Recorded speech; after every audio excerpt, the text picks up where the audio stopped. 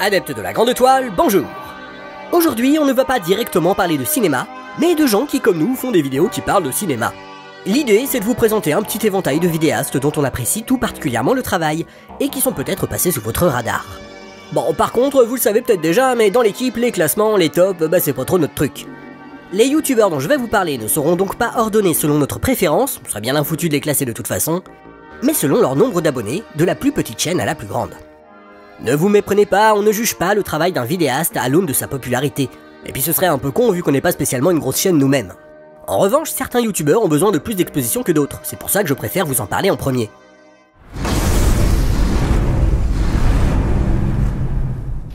Et on commence fort avec Versus, une chaîne qui propose de mettre deux œuvres non pas en opposition, mais en relation.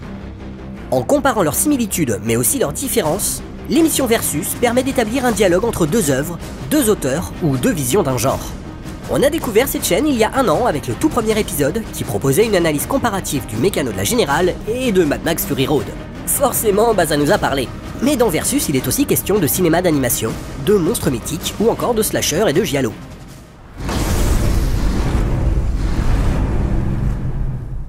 Cette chaîne regroupe tous les travaux de création audiovisuelle du studio Corewen, mais c'est surtout leur série de vidéos Total Remake qui nous intéresse ici.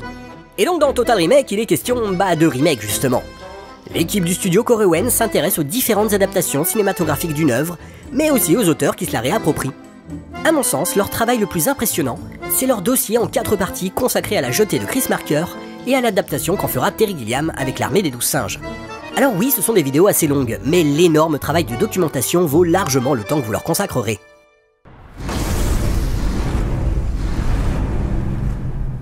Certes, après ce que je vous ai dit sur les tops et les classements en intro, ça peut vous sembler un peu étrange de me voir vous parler d'une série de vidéos intitulée Top 25 Action Movies.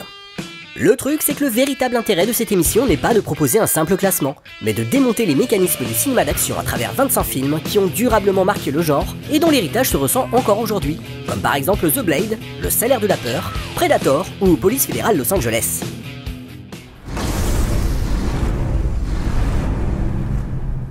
On quitte un moment les rivages du cinéma occidental pour un petit tour vers la culture asiatique avec la chaîne de Jeros et sa série de vidéos intitulée Anima.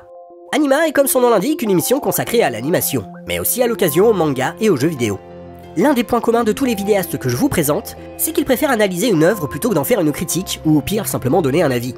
Ainsi, ce qui intéresse Jeros, ce sont avant tout les mécanismes narratifs et même psychologiques qui permettent à un auteur d'insuffler une âme à son œuvre pour que nous autres spectateurs puissions nous y plonger. Ah tiens, et à propos de plongeon, Jeros est également l'auteur d'un épisode du Ciné-Club de Monsieur Bobine consacré au monde de Nemo. Eh ben ouais, quitte à copiner, autant le faire avec les meilleurs.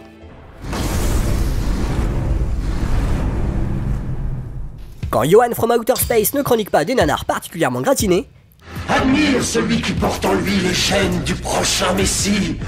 Il propose également des fiches techniques sur des sujets qui gravitent autour du monde du cinéma. Si vous vous demandiez pourquoi le cinéma français est saturé de comédie, pourquoi les extraterrestres au cinéma nous ressemblent autant, ou encore quelle est la véritable fonction d'une jaquette de DVD ou de Blu-ray, alors vous êtes à la bonne enseigne.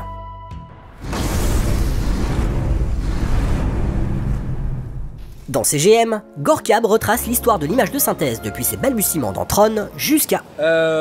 Bobine, non. Non. Non. Mais comment ça, non?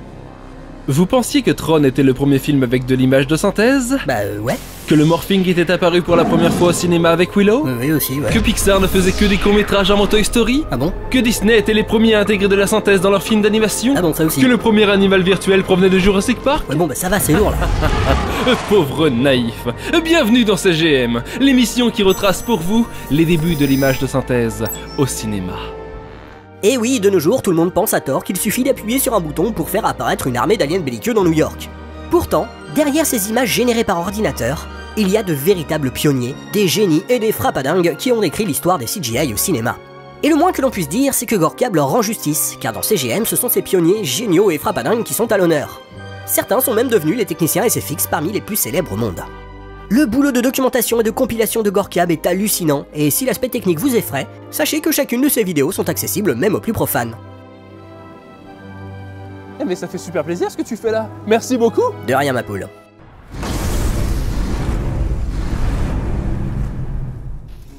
La chaîne Alt 236 ne parle pas que de cinéma, mais aussi de peinture, de science et de culture de manière plus générale. On pourrait croire qu'il s'agit là d'une chaîne un peu fourre-tout, mais finalement toutes les vidéos que j'ai pu voir semblent parler de la manière dont est transmise la culture et comment elle s'immisce dans notre imaginaire collectif pour devenir une mythologie. On remarque aussi une fascination pour tout ce qui nous sort de notre zone de confort, des expérimentations surréalistes de Jodorowsky au Cénobite de Clive Barker, en passant par les perspectives impossibles d'Escher. Enfin, il compose lui-même la musique qui accompagne toutes ses vidéos. Et de musique, il va en être question, car après avoir bien mis nos yeux à contribution, il est temps d'éduquer un peu nos oreilles.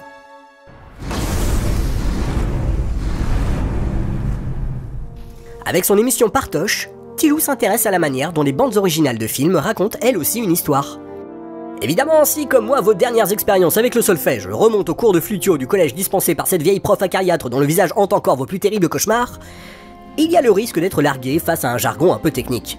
Mais comme Tilou est un bien meilleur pédagogue que Madame Machin dans mes lointaines années collège, et que toutes les notions qu'il aborde sont illustrées musicalement, on ne perd jamais le fil, et certaines notions qui nous semblaient inaccessibles deviennent alors limpides. Si cette chaîne est la plus grosse de notre catalogue, c'est paradoxalement celle qu'on a découvert le plus tard, avec l'analyse très dense d'une bande originale que j'aime beaucoup et que j'ai complètement redécouverte grâce à cette vidéo, celle de Dragon par John Powell. Pour autant que je sache, tous ces vidéastes font en amateur un boulot de qualité qu'on est en droit d'attendre des professionnels d'une presse spécialisée un peu à la ramasse, à quelques exceptions près. Et si je suppose que comme nous, ces youtubeurs réalisent avant tout les vidéos qu'ils aimeraient voir, ils n'en méritent pas moins notre reconnaissance et notre soutien pour l'énorme boulot accompli. Voilà, notre petite liste s'arrête ici. Alors évidemment, elle n'est pas exhaustive, et je vous invite d'ailleurs à nous faire découvrir les chaînes de qualité qui sont passées sous notre radar à nous. En tout cas, vous savez désormais comment occuper vos soirées en ce début d'année 2018. Bonne année, et à bientôt pour un nouvel épisode du Ciné Club de Monsieur Bobine.